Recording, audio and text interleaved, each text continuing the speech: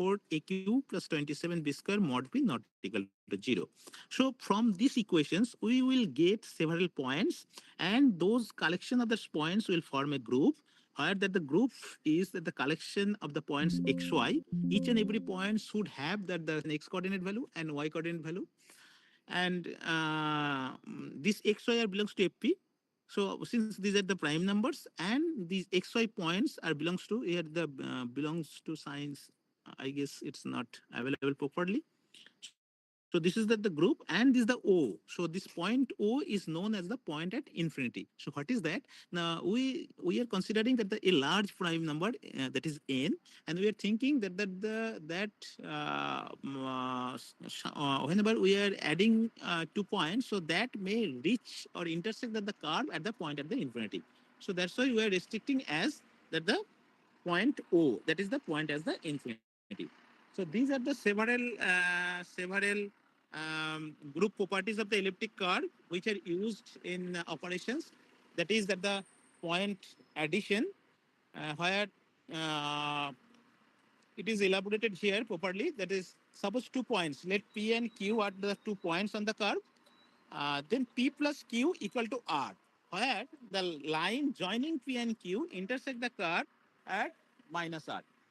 So how it's happened? You see here. Suppose on the curve, this is the elliptic curve, where 2 points P and Q are connected, and that's intersecting here.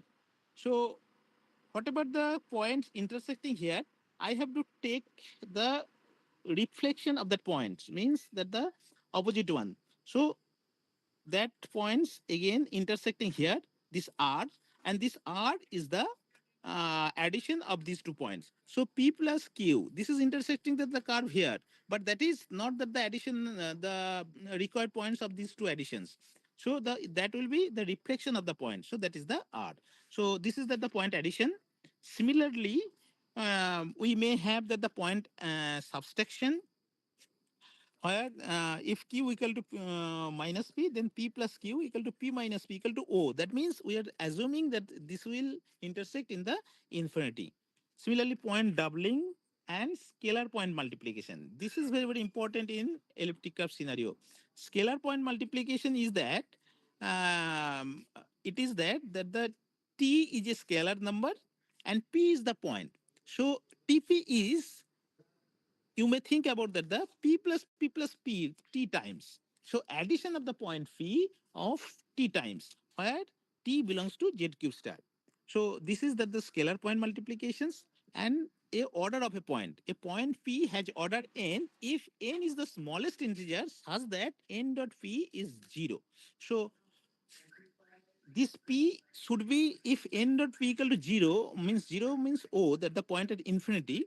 So if that case, the p should be considered as the generator, group generator of that elliptic curve G we had mentioned. So group generator here. So p should be the group generator. Now we have to understand how, why we have to use this the elliptic curve cryptography. So there are several key benefits. First one is that computation of ECC-based discrete logarithm problem using a polynomial time-bounded algorithm is hard. So, you know, the DLP, the discrete logarithmic problem, which is used the hardness of the RSA algorithms. So, discrete logarithmic problem means a to the power m equal to n. If a and n are available, then it is hard to compute the log of n to the base a to get the value of m. So that was the discrete logarithm problem. Similarly, in elliptic curve cryptography, that is the ECDLP. So that is the elliptic curve discrete logarithmic problem. So what is that? I have mentioned that the t into p means t is a scalar and p is a point. So if t into p equal to q, so it's a new point q. So p is a new point, p is a point, and q is also a point. So if both are available, p is available and q is available, but still it is difficult to get the scalar value t. So if tp equal to q, then you can't calculate t equal to q by p. So that is the hardness of elliptic curve, called the elliptic curve defilement, elliptic curve discrete logarithmic problem, ECDLP. And one more major advantage of ECC is that it is well proved that a 160-bit key in ECC can provide the same level of security as obtained using 1024-bit RSA-based key. So you see, if your system capability is 1024 bits, then obviously you will get almost 6 times better security than RSA in ECC-based crypto systems. So, or conversely, you will have the almost one-sixth computation overhead, reduced computation overhead in your communication systems. So that's why ECC is very well accepted. Next thing is that the elementary operation like elliptic curve scalar point multiplications and elliptic curve point addition in elliptic curve are much faster than the modular exponential operations executed in multiplicative group. In RSA, we are normally using that the e to the power x, a to the power x, that is the modular exponentiation. So, but in ECC, as I have already mentioned, we are just doing the addition of the points. So these are the more faster comparing to the exponential operations. So obviously that the computations overhead will be decreased. So that's why ECC is well accepted in by the researchers to uh, use it in several lightweight crypto systems or lightweight network scenarios such as IoT. Here I have given an example of elliptic curve Diffie-Hellman. So this is normally used, as I already mentioned, that the hybrid crypto systems, hybrid communications protocol we have to design means the initial authentication should be based on asymmetric and that the key negotiations should be in symmetric. So here you see, suppose uh, it is likely in the Diffie-Hellman in RSA.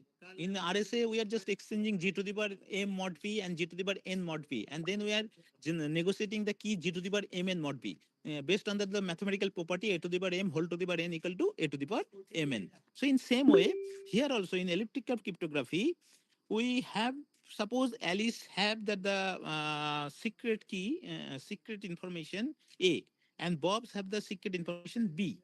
So what Alice will do? Alice will generate AG as his public key. Where G is the group generator in elliptic curve cryptography. So AG will the public information of Alice, and BG will be the public information of Bob. And these two will be exchanged in during initial authentications. Or if these are the public keys, then Alice and Bob's may have the digital certificates and exchange the digital certificates, and from the digital certificates, Alice and Bob can retrieve the opposite, the other person's public informations. Now, what Alice and Bob will do after the initial communication or initial exchange of the public values? Now Alice will compute. Alice secret is A. You see in the second line, Alice secret is A, and Alice what received? Alice received the BG. So what Alice will do? Now Alice will calculate A into BG. So that is the ABG equal to ABXY. Similarly, Bob's secret information is B, and Bob received what? Bob received the AG. So what Bob will compute? Now Bob will compute B into AZ equal to BAZ equal to BXY.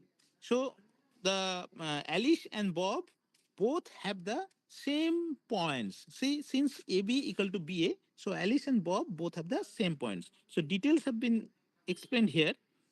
You see that the Alice private key is A, and public key is A into G, and Bob's private key is B, and Bob's public key is equal to B into G. Now Alice and Bob send each other their public keys, and after getting those public keys, Alice will calculate that the common point KB equal to ABG, and Bob will calculate the common point KB equal to B into AG, and we'll get that the point ABXY, and obviously since it's a point, so it will have the two coordinate KX and KY. Now, since it's an elliptic curve on prime finding field, so kx will be a prime number and ky will also be a prime number. So any value, either x coordinate or y coordinate, can be negotiated as a symmetric key and will be used for symmetric encryption decryption. So initially they are exchanging the public keys or public key certificates for initial authentication, and based on that, just based on the elliptic curve Diffie-Hellman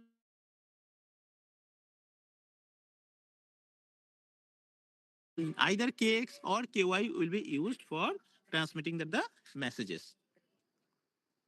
Next thing are the applications of ECC. Many devices are small and have the limited storage and computations power, as in IoT scenario.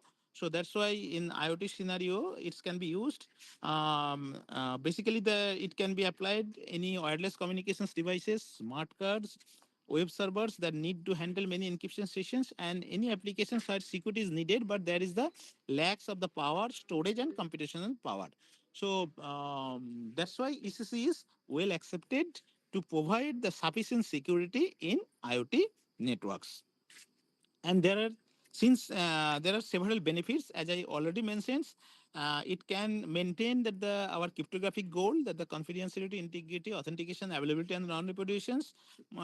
But at the same time, it has the shorter key length. So obviously, the encryption, decryption, signature generation verifications will be speed up, and at the same time, the storage and bandwidth savings is also there. So it is well accepted and can easily implementable in IoT networks. The next thing, important thing is that the identity-based encryption, as I already mentioned in earlier, that it's the concept is that in identity-based encryptions, in traditional systems or asymmetric key cryptography, we need that the public key infrastructure (PKI) for issuance, maintenance, management of public keys in asymmetric key crypto systems. But it requires the memory consumptions, it requires that the communications overhead, it requires processing cost for certificate generation and connectivity to the certificate authority. So you should have separate infrastructure for PKI, where the certificate authority will be there, registration authority will be there, and each and every device have to apply for digital certificates, and the registration authority will do some kinds of verifications for actual identification of the users, and after that, that the certificate authority will issue the certificates and also keep a copy. It's stored in its certificate directory. So there is a huge directory, and at the same time, if any certificate is getting revoked, so the CA must have to be maintain a certificate revocation list. So it's a huge infrastructure, and it's required. It's have the huge computation overhead and processing cost. So to eradicate these overheads, the concept of IBE is proposed, and it's also a lightweight and can be easily implementable in IoT scenario. So what is the concept here? Now, in identity-based encryption, it's also a public key encryption systems in which an arbitrary string can be used as public key. Arbitrary string matlab any personal informations, means an email address, a photo, phone number, and postal index number, etc. can be used, and there should be some terms and conditions such as that the how long that can be used as a public key, etc. So any personal informations can be used. Now what sender will do? Now sender will needs to know that the recipient's identity attributes to send an encrypted message, and recipients need not interact with the system until after receiving an encrypted message. So how it will work? Now in likely to ECC. It is also proposed by the Adi Summit, and its main practical implication is the Bonner-Faglin algorithms. It is based on the bilinear maps, where you see here it will be clear that how it works. Uh, Here user Amit, it's user Amit and user Sumit. So what user Amit will do to send an information to Sumit, user Amit will use the email ID of Sumit, that is Sumit at the rate xyz dot in, and use this information to encrypt the message. Now what happened? Sumit just use any encryption algorithm to encrypt asymmetric encryption algorithm to encrypt the message and encrypt it and send the encrypted message to the Sumit. Now Sumit receives the encrypted message. He knows that his email ID sumit at the rate xyz.in is used. Now Sumit has a earlier key negotiation with the key generation center. This key generation center, or sometimes it's called the public key generator. So yeah, sorry, private key generator. So this private key generator, each and every user should have that some secret key or secret information with the private key generator, by which that the users can get that the private key from that key generator. So the Sumit will request the key generation center to issue or to send the private key to for that email ID sumit@xyz.in. So the key generation center will generate the private key, will send it in secure way to Sumit, and Sumit use that secret key to decipher the content. So here major advantage is there is no need of the digital certificates which is normally used to complete the initial authentication. So in ECC also we have used that the public key certificate to complete the initial authentication. But in IBC there is no need of that digital certificate. So huge cost on PKI can be reduced here. So normally in identity-based encryption, three types of entities are required: a key generation center or private key generator, sender, and receivers. And there should be the four algorithms: setup, extract, encryption, and decryptions. As like to that asymmetric key cryptography, these are the some process. And there are several advantages of IBE since it's no certificate is needed here. A recipient's public key is derived from his identity. No certificate is required since the recipient's public key is derived from his identity. No pre-enrollment is required. No and key expire, as I already mentioned, that we can fix that the time that after one use or some period that the key will be automatically expired, so they don't need to revoke. The revocation is there in public infrastructure, and less vulnerable to pump, and no PKI management or certificate database have to be maintained. So these are the several advantages of identity-based encryption. So it is well accepted in IoT scenario, but still there is some disadvantages, that is inherent key escrow. That means weakens to non-repudiation and variants being developed to overcome this weakness, and no key revocation if private key gets compromised.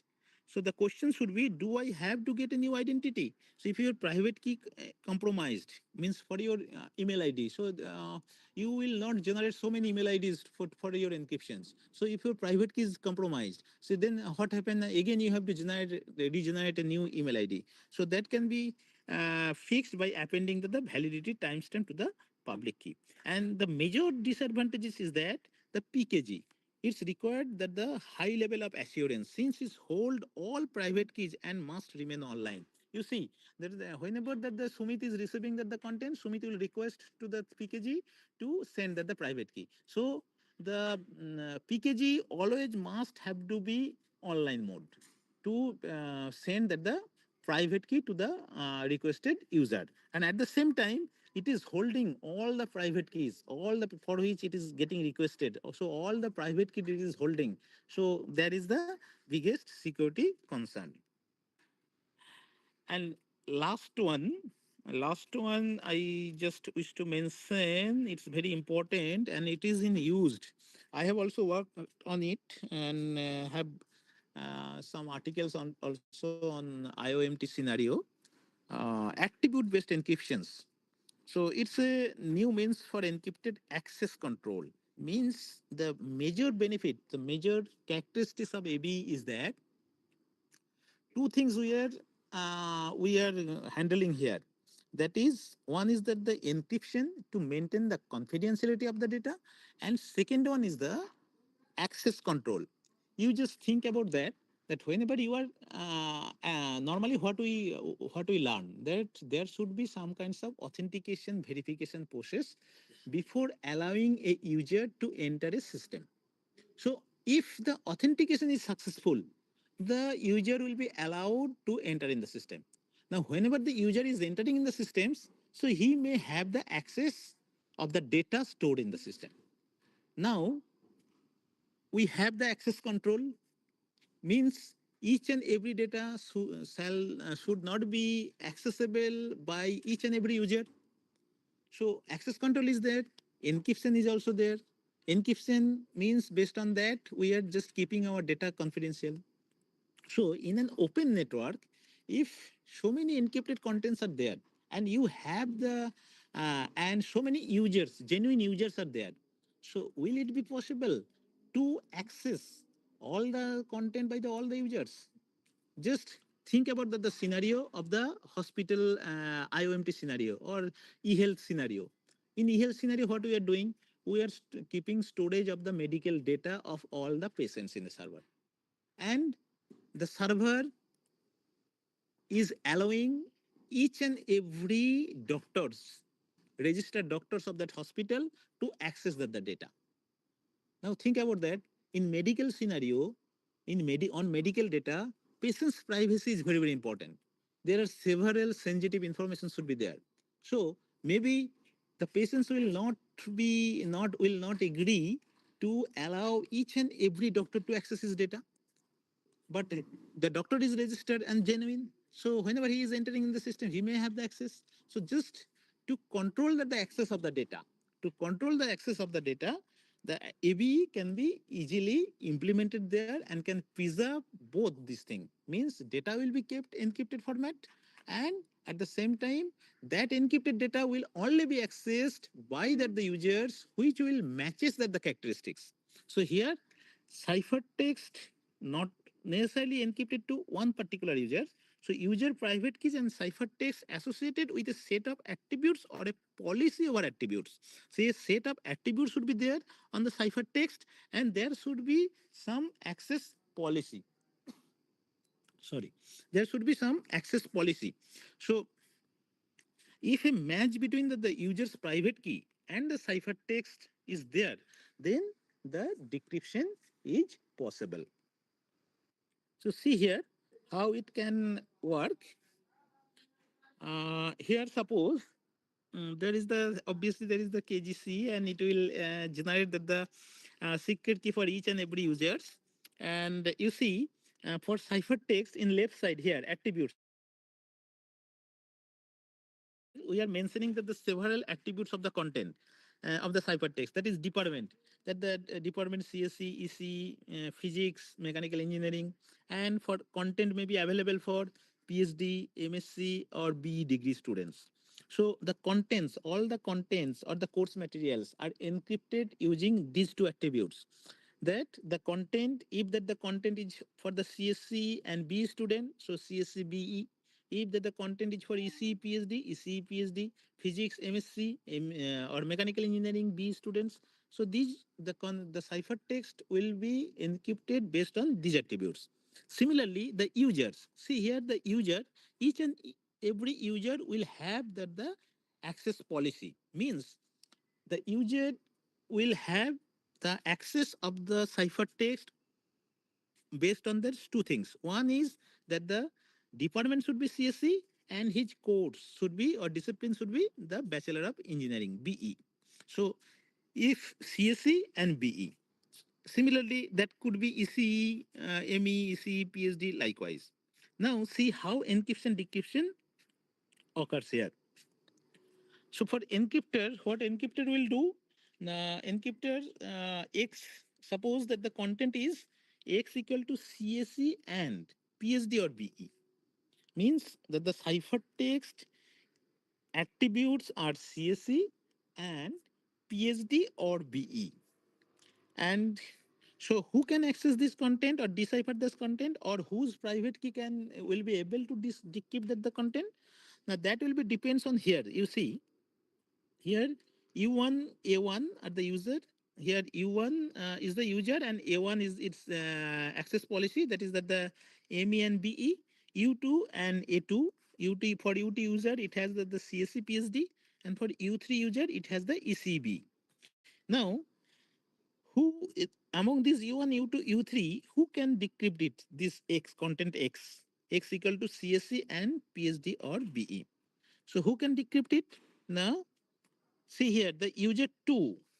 User 2 is matches with the attributes of user two's access policy is matches with the attributes of the encrypted content X. How? Now see here, X equal to CSE and PhD or B. That means X equal to CSE and PhD and or CSE and BE. So any user have the access policy CSE and PhD or CSE and BE can access it. So here U2 user has the CSE and PhD. So it can it's so the private key of the user 2 or U2 will be capable to decipher the content. So here, other users, that is that the user one or user three, user one has the MEBE and user three has the ECEBE. So these are not matches. User secret key, the policy association should be there.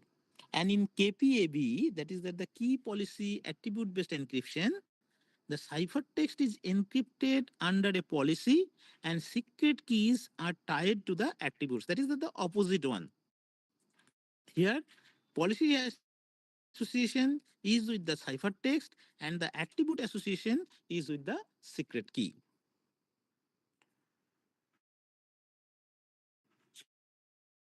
So this is basically on the bilinear map where you know that the in where G1 and where G1 and G2 equal to Q. Q is a large prime number, and G1 is an additive abelian group, and G2 is the multiplicative abelian group. And there should be a small g should be a generated point of G1. And definition is that E G1 G2 to G2 is said to be bilinear map if it is satisfied all these three conditions. That is E G A G to the power A G to B equal to E G G to the power AB, where AB belongs to FP, the prime finite field, and G belongs to the G1, and non degeneracy is also there, and computability of E. So this is based on the Tate or oil pairings from the elliptic curve. So it's an extended version of that elliptic curve. Similarly, AB based encryption schemes are also there. I'm not going in details. Uh, these are the Shahai and Waters algorithm. The participants who are working or who wish to work in this domain, I am requesting you people to please do the Google search. You will get a lots of papers, and these are the emerging areas where you can contribute a lot. There is the huge scope to work here, and these are the correctness of Cyan Waters AB algorithm, and this is the advantages of AB. AB keeps the data secure by encrypting attributes instead of the data itself. So it's just enforcing some kinds of attribute mechanism here, and at the same time, fine-grained access controls is also allowing users to access different services based on the different attributes. So since different attributes are enforced to with the users, so obviously by this AB is able to preserve the data integrity, ABAB based or KPAB based in IOMT scenario. And the as usual, it's also have some disadvantages since it increases the system complexity because you are imposing the attributes as well as you are imposing to the access policies, and due to the complex policies the computational overhead is higher, but it's convenient for that IoT scenario, and managing and distributing keys are also completed here. So each and every systems it should have, but still it is in well use. Next thing is that post-quantum cryptography. So it's just, although it is not on actually for IoT prospects, but even 2 3 years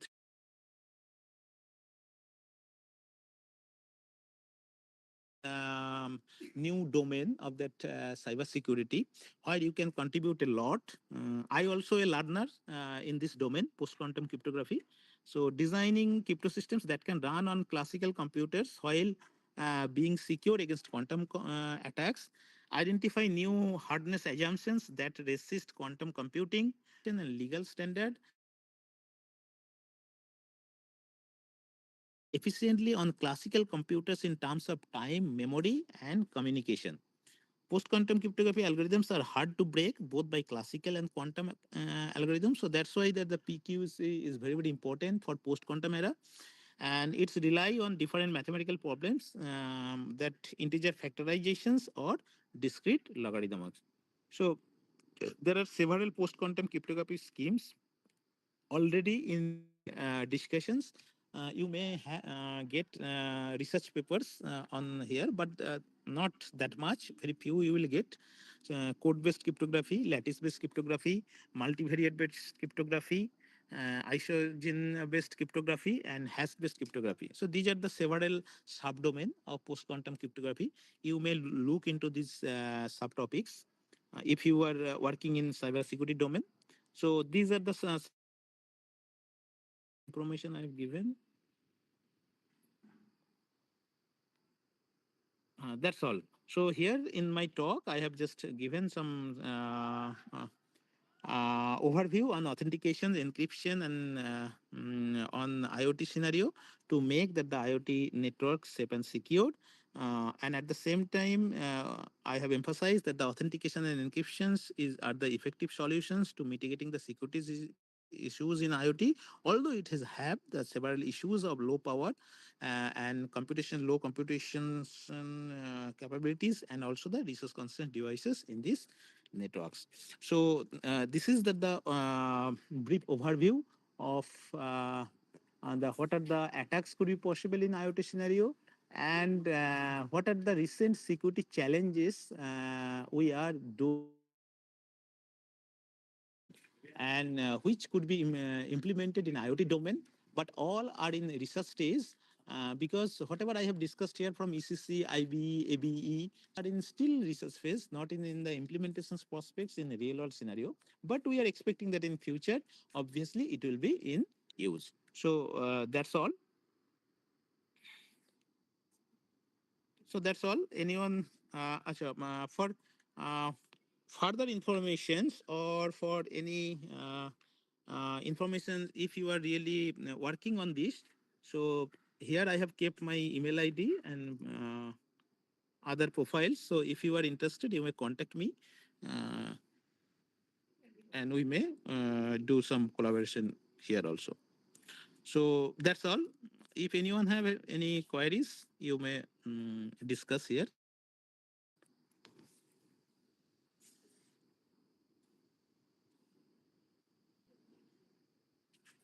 Sir, I have finished in time, I guess. Yes, yes. So anyone, any question?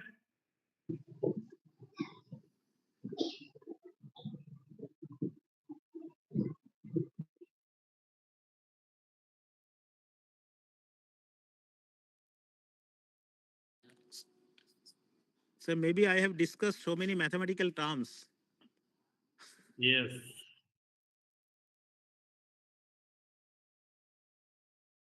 I hope No, no, they have. actually, in security or in cryptography or encryption, decryption, Yes. there should be some mathematics. Yeah, mathematics is the backbone of the cryptography. Backbone, right, right. Backbone of the cryptography. And it is more challenging for IoT-based system, na? IoT based As they systems. need lightweight-based Lightweight algorithms. systems. Yes, yes, yes. Sir, actually, this IV, ABE, and ECC, these are the totally recent trends, and they are just in use in IoT infrastructure too. But real world implementation is still underway. Okay. Still underway. I am specifically working on this domain, and that's why I am encouraging all the participants. If they're interested, they may download the papers. They will get several papers, Right, and right. they can And develop an academic profile. right, right. And you have already mentioned your mail ID.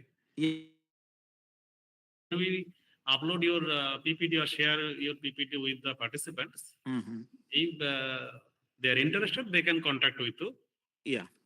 Anyway, Shangram, Yes, sir. whatever end-to-end encryption we have learned for different types of applications like WhatsApp or any other kind of communications, is it applicable for IoT-based network or IoT based communications also? Yes, sir. Whatever I have proposed, basically these three things: ECC, IB, and ABE. ECC is already researchers are working on to incorporate the ECC in IoT scenario. And in laboratory simulations also, I have worked on it. Not only in our normal IP based network, I also implemented it in ICN framework also. That is the information centric network. So I am working. I am implementing ECC in both in IP based network as well as in ICN based network. So Okay. it is quite possible to incorporate ECC. But IB and AB still it is in many way to go. Right, right. So anyway, any question from participants?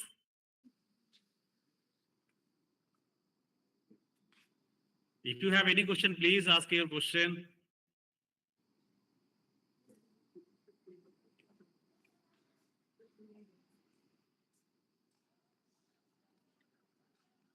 And Professor Shongram Rai, actually, he is from NIT Sikkim, and recently he is going to organize an international conference also. Yes. So anybody, if you interested to submit your recent work, you can just go to the website of NIT Sikkim, and you will get all the information.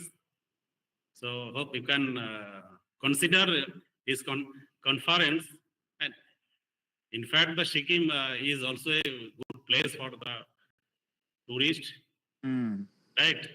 Yes, a very good point you have mentioned, sir. I forgot to say here. Thank you, sir. You have mentioned. So you just may submit the papers. The hard deadline for submission of the paper is 26 December, and the proceedings will be going to be published in by Springer and will be indexed in Scopus and Web of Science. Right, right.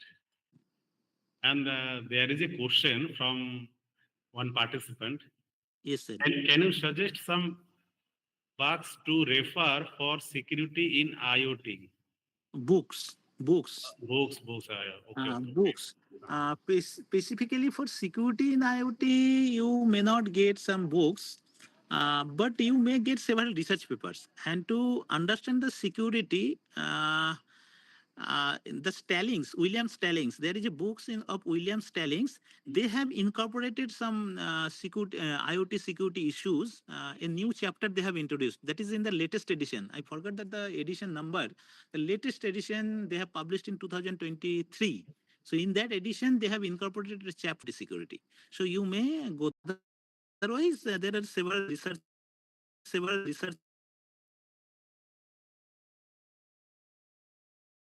you will get it. But please. And Muthu Pandi actually about the conference link. Okay, ma'am, I will share.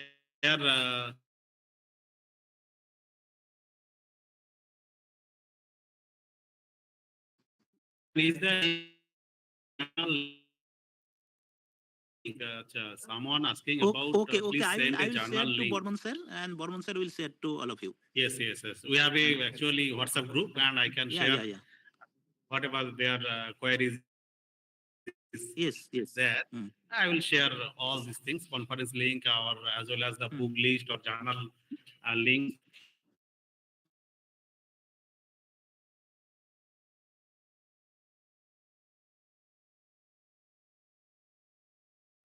Dr. Ray will share whatever for him, and I will share. Thank you, sir. Just now I reached. There was an accident, so that's why a huge jam of 3 kilometers long. But you are presenting your session from car, na? Yes, sir. Car. Okay. So network is good there. Network is good. And since it is highway, so other portion is open. So that's why. Okay. Thank you. Thank you, sir. Thank you very much for inviting me me and entertaining in these sessions, and to give the opportunity of these around, I guess, 150 participants now live. They are actually more than 150. Sometimes I have seen that almost 160 plus. Oh, it's nice, sir. You are doing a great job. No, no, no. We are very much thankful to you. Accumulating this number, huge number of participants is Actually, really total we a have commendable job. 220 plus participants Yes, yes. from different institutes of all over the country. Mm. So we are really very much lucky and very much grateful for this type of response from different participants, as well as we are also very much grateful to you, Shangram, because you have managed so many speakers or experts from the very beginning when we are just submitting our proposals to the AICT. From that day, you are just helping us. So thank It's you okay, once sir. It's again. okay. Okay, it's my duty, sir. Thank you, sir. Good night to all of you. Good night. Good night. Good night, everyone. Good night, sir. So this is the end of second day, second session. We will meet again tomorrow at 6 p.m. Thank you very much for your patience.